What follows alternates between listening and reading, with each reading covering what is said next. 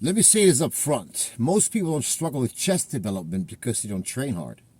They struggle because they choose the wrong exercises. They grab whatever looks impressive, whatever feels heavy, and hope it works. That's not training, that's guessing.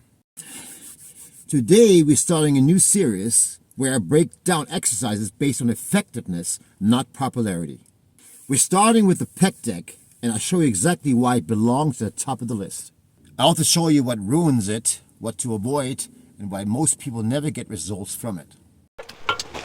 And if you don't have a pec deck, I'll walk you through alternatives in the order they should be selected. This isn't about option, it's about hierarchy. Let's get to work. Alright guys, here we go, the pec deck. Probably my most favorite exercise there is on your chest program. I mean, this is going to be my favorite exercise, period, for chest, because it isolates your chest completely without utilizing your shoulders, much of your shoulders and your triceps. Pec deck machine is, of course, my number one favorite machine. If you have it, great. If not, I'll give you another option later. But I'm setting up the seat height to where it hits basically at the tip of my chest. Okay, so you won't sit too low or too high here. All right. I also don't put those bars too far back. See, I'm not going fully like stretching my arms back all the way, because what happens is, you overextend your shoulders and could potentially hurt you. When you just saw me doing the elbow twist there, that was because I don't want to actually bring my elbows down as I'm pulling the weight. I keep my elbows up, elevated like this. It's like almost like hugging a tree in a way, if that makes any sense. But so you go down slowly, as you can tell, nice and controlled. Okay, not too far back, as you can tell. I'm not going too far back. I'm not going crazy extended all the way there, because I don't want that tension on my shoulder. Okay, that's plenty of stretch. As you can see, I go fairly far back. All right, and then I bring the weight together. I do it deliberately with control, some power, of course. Hold the weight for like 2 or 3 seconds. Don't hold your breath. Just the weight. Come down slow. Control the negative. Come right back up, and that's it. Second most effective exercise for your chest could be the cable crossover. Yes, constant tension on your chest, of course, using the cable device here. The traditional one that most gyms have. I set the control arms about, not too high, because you don't want to put too much strain on your shoulders. Grabbing both handles. Try to make sure you stand in the middle of this entire setup. Slightly bend forward. Keep your elbows up high. Bring the weight down slow and controlled.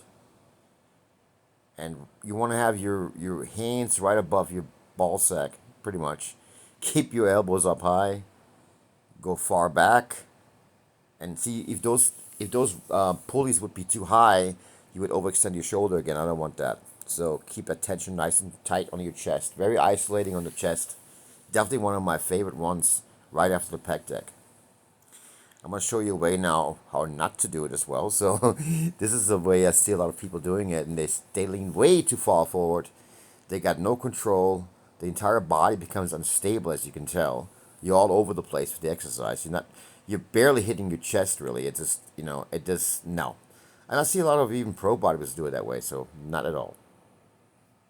Alright, this is going to be our dumbbell flies. Of course, most people do have dumbbells at home, and this is for those that really can't go to the gym and have to resort to dumbbells, because they're fairly ineffective when it comes to chest training, comparable to the machines, but they still have a place in your workout, of course. So most common mistake I see here with people is using way too much weight, of course, and you're gonna see it when I bring the weight up, and when I lower it, I keep my arms slightly bent, just a tiny bit. I don't fully extend my elbows, but it's almost like the pec deck earlier we were doing. So keep it nice, wide, hugging the tree type of situation here, where you come down slow and you get in a nice stretch.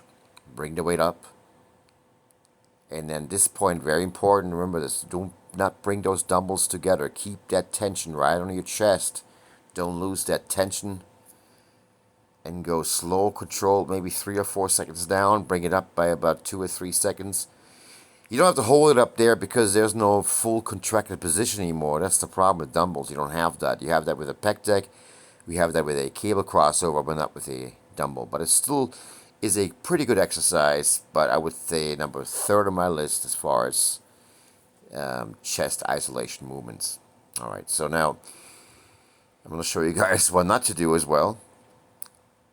And again, a lot of people weigh too much weight, okay? I see people doing 70-pound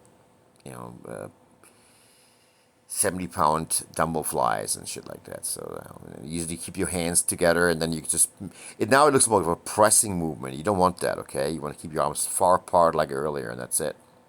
All right, guys. I hope you guys enjoyed the first part of my little video series here. Now you see the full picture. This was never just about the pec deck, but choosing the right chest exercise in the right order for high intensity training. I showed you why the pec deck comes first, what people do wrong with it, and what immediately kills its effectiveness. Then I showed you the proper alternatives, not random substitutions, but options that follow the same mechanical purpose. You don't collect exercises, you select them based on what forces the muscle to work and fail. That's the standard we're using in this series. In the next video, we continue breaking down chest training one intelligent choice at a time. Stay disciplined. They told you strength comes from exhaustion, that more time, more sweat, more suffering is the path to progress. They were wrong. High-intensity training does not waste time. It does not bow to tradition. It crushes inefficiency, demanding mastery, precision, and purpose. One session, one focused effort, growth without wasted hours. This is not a method for the weak. It's for those who refuse mediocrity. For those who demand results, not rituals. My ebooks are your blueprint to logic-driven strength, your escape from the fitness dogma that has stalled progress for too long. The path is clear. The choice is yours. There is no virtue in wasted time, only in rising above.